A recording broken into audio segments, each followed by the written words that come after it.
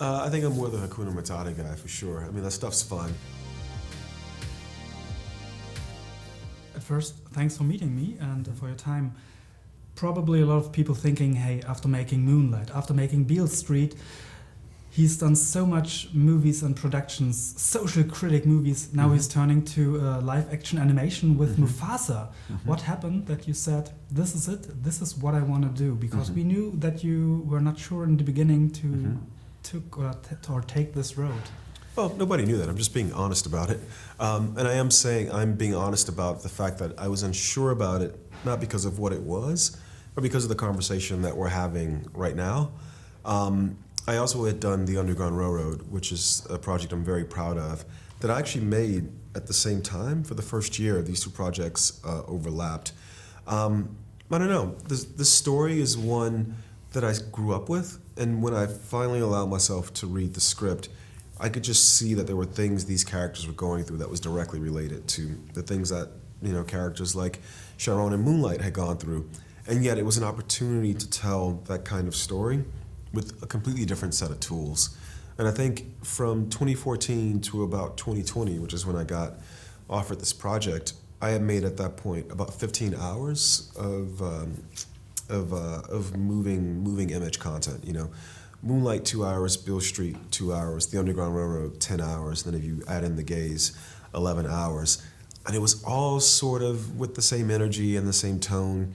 And so I think I was looking for something that was different. I didn't go looking for this, it kind of just came to me. And I did say no, and I wasn't even unsure. I was sure that it was a no before I read the script. But then once I did, the only thing that was keeping it from me was the conversation that we're having now. How does someone go from making these social realist, sort of like small films, to making something that's a franchise, sort of tentpole kind of piece? And the answer to me was the same way you got into making these other smaller films. You just focus on characters and focus on the drama and the narrative. You just said also you grew up with the movie, obviously The Lion King from the 90s, but also you saw the live action animation from 2019. What does the story mean for you when you grew up with it? Yeah, so I first encountered The Lion King by babysitting my nephews, watching these children and watching them watch the movie and seeing the real intensity of the emotions they were experiencing through this film. It's still full of, lots of laughter and joy and all these great songs, but it's got some really intense things, the kind of things you would find in a Tarkovsky film, children are dealing with, in The Lion King, which is kind of like this crazy thing. I hadn't seen the 2019 film before I said yes to this movie, or when I was offered this film, I went and watched it, before saying yes, because I was very curious, what is this technology, what does it look like? And when I did see the film, I thought it was astounding. It just didn't make sense to me, how you created images that way. And then as I looked into it, I thought it was a very interesting way of creating images. What I meant earlier when I said I grew up with this, it's filmmakers like myself, Ryan Coogler, Greta Gerwig, we're of the generation that we grew up with these blockbusters. Nobody's 5 years old watching Tarkovsky. Maybe there's some kids who are 12 years old watching Tarkovsky, but I wasn't. I was at the multiplex. And so now that I'm at this point in my career, if something like this comes along, it's not alien to me. It's only alien in the sense that you're just not accustomed to filmmakers who make these kinds of films also making those kinds of films. But obviously it could be difficult. You read the script, you thought there is a possibility to do something maybe also incredible, but there is also this big company, Disney, behind you, which has own goals which they want to achieve with this movie. How can you put your own vision in this movie so you also can put your name on it, that you are fulfilled by it? Yeah, I think as a filmmaker you have to be, you have to be very diligent about what you're doing.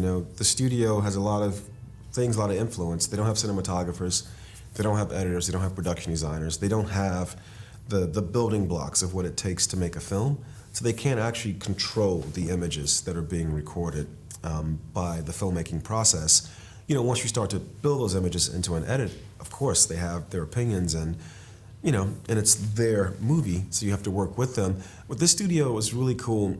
If there was something that we were doing that they felt was too far outside the conventions of what they felt like these characters did, or their expectations of what this film was.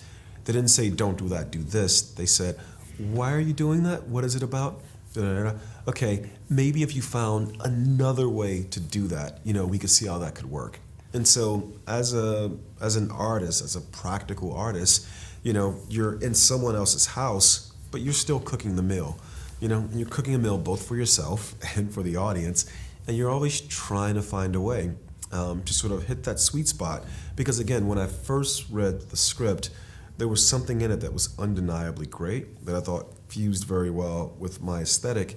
But as we discussed just now, I said no at first, and I said no again, then I said no again. Those things are buying me leverage. And before I said yes, there was an open conversation about what I would do, what I wouldn't do, what I needed to do in order to make the film in my voice. And maybe a last one, a quick one for the end. We know all that music is very important for Disney movies, and songs especially are so important. Now we got some great songs from the originals, Hakuna Matata, and some great ballads. How important do you think is the music for you in this movie? And are you more the ballad guy or more the Hakuna Matata guy? I think I'm more the Hakuna Matata guy for sure. I mean, that stuff's fun. And also, too, I think the music is a great way to convey story, which Lin-Manuel Miranda, who did the songs in this film, was very adamant about. I don't make musicals, and so I had to lean on these people to help me. And for 30 years, people have been singing, as Timon and Pumbaa say in the film, these same songs over and over again. It's a lot to live up to, but if you start creating songs in the sense that we have to live up to this, or have to live up to that, you're making a song that's a shadow of itself, because you're making it in the shadow of this other thing. So we had to just really be respectful of the legacy, and then just make the movie, make the songs, and hopefully the audience will hear them and will allow themselves to hear something new that's very much in the spirit of The Lion King. Thank you very much for your time. Thank you, my friend. Appreciate it. Thank you very much.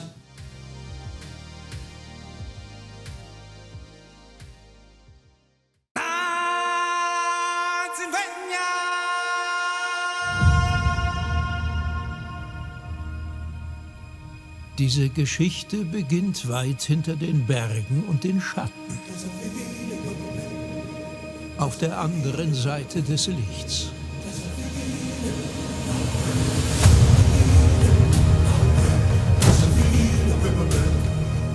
Ein Löwe wurde geboren ohne einen Tropfen blauen Blutes in seinen Adern.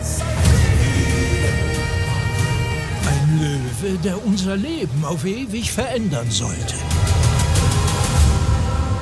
Mufasa.